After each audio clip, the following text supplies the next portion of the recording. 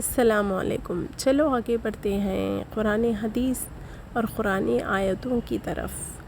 بے شک قیامت کے دن درجہ اور مرتبہ کے لحاظ سے سب سے بڑا وہ آدمی ہوگا جس کے شر سے بچنے کے لیے لوگ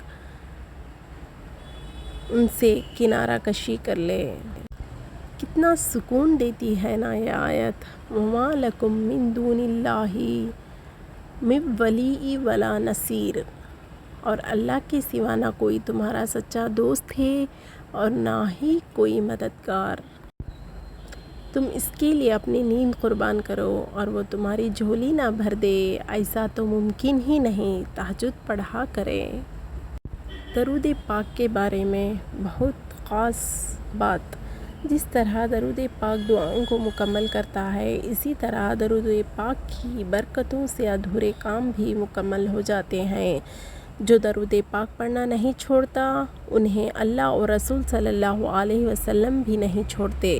حضرت علی رضی اللہ تعالیٰ عنہ نے فرمایا، پریشان مت ہوا کرو، تمہارے رب کا تم سے وعدہ ہے، ان مع العسر یسرا، بے شک مشکل کے ساتھ آسانی ہے۔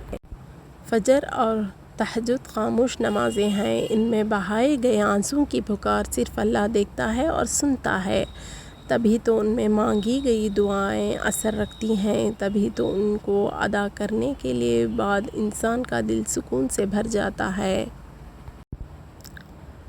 معجزات کیا ہے؟ اللہ پہ پختہ یقین، اللہ پہ بھروسہ کہ وہ ہر مشکل کو آسان میں بدل لے گا اور وہ ہر مشکل کے بعد آسانی کر کے دکھائے گا۔